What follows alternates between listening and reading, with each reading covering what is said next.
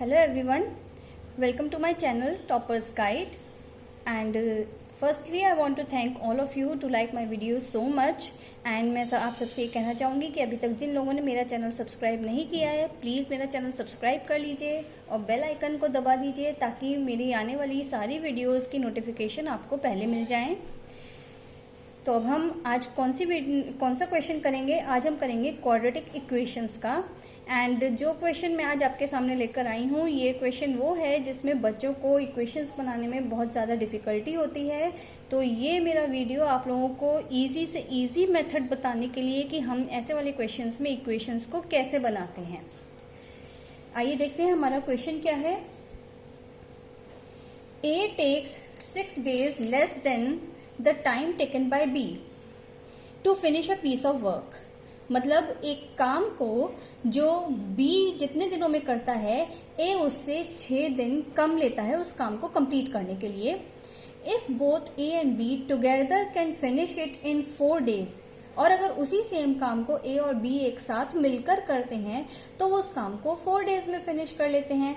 Find the time taken by B to finish the work. तो इसमें आपको B का बताना है कि B उस काम को फिनिश करने के लिए कितना टाइम लेता है। तो ऐसे वाले क्वेश्चंस में हम क्या करते हैं, आप सबसे पहले क्या करिए, 2-3 कॉलम आप बना लीजिए। एक बना लीजिए A के लिए, दूसरा कॉलम आप बना लीजिए B के लिए और तीसरा कॉलम हम बनाएंगे A प्लस B के लिए। कि मतलब A अलोन, यहाँ मैं लिख देती हूँ A अलोन, B अलोन, और जब A और B दोनों मिलकर काम करते हैं। तो अब हम क्या करेंगे, A अलोन हम मान लेते हैं कि A कितने दिन ले रहा है। अगर हम B को मान लेते हैं कि B ने x डेज लिए, चाहे आप मान लीजिए कि A ने x डेज लिए हैं, तो हम B के कितने दिन हो जाएंगे, x प्लस 6 डेज। और अगर हम B को x ले लेते हैं तो A के हो जाएंगे x माइनस 6 डेज। तो हमारे क्वेश्चन के हिसाब से है कि A takes 6 days less than the time taken by B। मतलब A का टाइम B के ऊपर डिपेंडेंट है, तो हम B के लिए वेरिएबल ले लेते हैं कि B ने कितने दिन लिए, x डेज लिए। हम मान लेते हैं कि B ने काम को फिनिश करने के लिए x डेज लिए हैं। तो यहाँ पर आ गया, अगर हम इसको ऐसे लिख लें कि उसने डेज कितने लिए, x, और हम मान लेते हैं कि वर्क को हम हमेशा 1 लेकर चलते हैं कि हमारा 1 वर्क है, एक काम है। तो एक काम को फिनिश करने के लिए B ने लिए कितने दिन, x डेज। अब हम A के पास आते हैं। वर्क हमारा वापस से वही है 1, क्योंकि हमारा सेम वर्क है और हम वर्क के लिए 1 ले रहे हैं। तो वर्क हमारा 1 है और A ने कितने डेज लिए हैं, B से 6 डेज लेस लिए हैं। तो लेस लिए हैं का मतलब x माइनस 6 डेज इसने लिए हैं। तो अब देखिए आप, B ने वर्क 1 है और डेज x माइनस 6 है, मतलब इतने डेज में उसने एक काम किया। तो एक दिन में वो कितना काम करेगा, तो एक दिन में 1 डे में कितना काम करेगा, x माइनस 6 में अगर 1 किया तो 1 डे में करेगा 1/x माइनस 6, उसने इतना काम किया। ऐसे ही अब जब हम B के पास आएंगे तो उसने x डेज में 1 वर्क किया है। तो जब x डेज में 1 वर्क है तो 1 डे में B का कितना आ जाएगा, 1 डे में आ जाएगा 1/x वर्क। मैं समझती हूँ आपको क्लियर हो गया है। मैं फिर से एक बार एक्सप्लेन करती हूँ कि अगर x माइनस 6 डेज में 1 वर्क होता है तो 1 डे में कितना वर्क हुआ, 1/x माइनस 6। ये तो बहुत सिंपल है, जो हम यूनिटरी मेथड में एप्लीकेबल करते हैं वही हमने यहाँ पर एप्लीकेबल किया। यहाँ 1 है तो ये यूनिटरी मेथड यहाँ पर हमारा अप्लाई हो गया। अब B के पास आएंगे तो B ने x डेज में 1 वर्क कंप्लीट किया, तो 1 डे में कितना करेगा, तो वही हमारा यूनिटरी मेथड यहाँ भी अप्लाई हो जाएगा और ये हो जाएगा 1/x वर्क। अब A प्लस B के पास आते हैं। ये कह रहे हैं कि अगर A और B दोनों मिलकर काम करते हैं तो 4 डेज में कंप्लीट कर लेते हैं। तो यहाँ पर मतलब डेज कितना आ गया, 4 डेज, और वर्क क्योंकि हमारा वही सेम काम है तो वर्क आ गया हमारा 1। तो इसमें हमारा 1 डे का, अगर 4 डेज में 1 वर्क हो रहा है तो 1 डे में कितना वर्क होगा, 1/4। यूनिटरी मेथड हमने यहाँ भी अप्लाई कर लिया है। अब हमारी इन तीनों से इक्वेशंस बन जाएगी। ये A का 1 डे वर्क है, ये B का 1 डे वर्क है, ये दोनों ने मिलकर 1 डे वर्क किया। तो अगर हम इन दोनों को ऐड कर दें तो A और B दोनों का काम आ जाएगा हमारे पास। तो यहाँ से आप इनको ऐड कर दीजिए क्योंकि ये A plus B is equal to A plus B। तो 1 upon x minus 6 plus 1 upon x is equal to 1 upon 4। यहाँ अगर आप इस स्टेप तक पहुंच गए तो आपकी इक्वेशन बहुत इजीली बन जाएगी। मेन चीज है आपको इस स्टेप तक पहुंचना।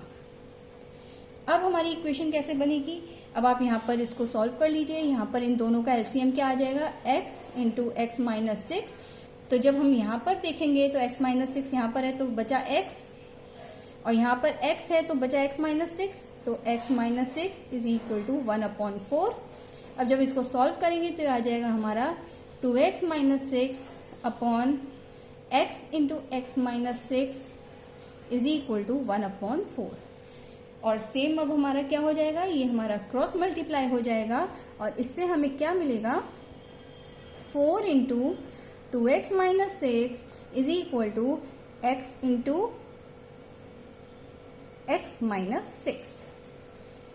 अब इसमें क्या करेंगे, हम ब्रैकेट्स को खोल देंगे तो 4 टू ज़ा 8x माइनस 4 6 ज़ा 24 is equal to x into x x square minus x into 6x।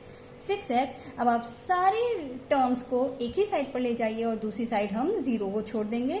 तो सब टर्म्स अगर हम इस साइड ले जाएं तो हम यहाँ पर आने के बाद यहाँ पर हमारे पास ऑलरेडी एक्स स्क्वायर है, तो एक्स स्क्वायर ये माइनस 6x है। अब ये 8x इस साइड आ जाएगा तो यहाँ प्लस का है, यहाँ पर आकर ये माइनस बन जाएगा तो माइनस 8x, और ये 24 यहाँ माइनस का है तो ये यहाँ जाकर बन जाएगा प्लस 24। और इस साइड जब सब कुछ यहाँ चला गया तो इस साइड हमारे पास सिर्फ 0 बचा, तो यहाँ पर 0। अब आप इसको सॉल्व करिए तो क्या आएगा, एक्स स्क्वायर माइनस 14x, क्योंकि 6 और minus 6 minus 8x minus 14x plus 24 is equal to 0। तो ये आपकी इक्वेशन बन गई।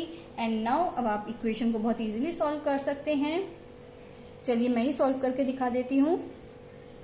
यहाँ पर हम क्या करते हैं, यहाँ इसका कोफिशिएंट है 1, तो हम इन दोनों इसके कोफिशिएंट को और इस कांस्टेंट को मल्टीप्लाई करते हैं और फिर उसके फैक्टर्स बनाते हैं।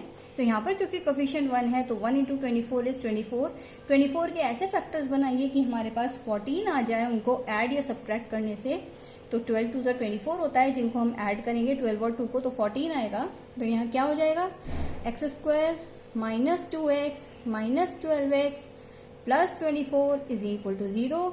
तो x इन दोनों टर्म्स को अगर हम लेंगे तो इनमें x कॉमन आ गया, तो x इंटू एक्स माइनस 2, यहाँ से x बाहर निकल गया तो यहाँ x बचा।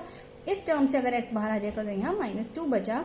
अब यहाँ पर आइए तो यहाँ पर माइनस, इन दोनों में 12 आपका कॉमन है तो हमने 12 को बाहर निकाल लिया। अब यहाँ से अगर 12 को बाहर निकाला तो बचा x, और ये प्लस, यहाँ पर क्योंकि हमने माइनस को कॉमन लिया है तो ये प्लस हमारा चेंज होकर बन जाएगा माइनस, और ये 24 में से 12 को बाहर निकालेंगे तो बचा 2 इज इक्वल टू 0। तो हमारे फैक्टर्स क्या आएंगे, x minus 2 into x minus 12 is equal to 0। और यहाँ से हमें पता चलता है कि x इज इक्वल टू 2 होगा या x इज इक्वल टू 12 होगा।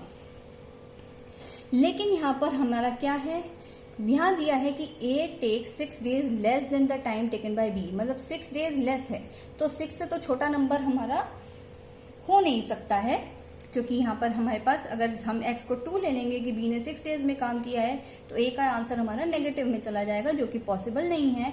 तो इसलिए 2 हमारा आंसर नहीं होगा, हमारा आंसर होगा 12, क्योंकि ये 6 से बड़ा है। तो 12 डेज इज द आंसर कि B ने अपना काम किया है 12 डेज में। तो आई सपोज कि आप लोगों को ये इक्वेशन बनाना, इस वाली इक्वेशन का बहुत इजीली समझ में आ गया होगा।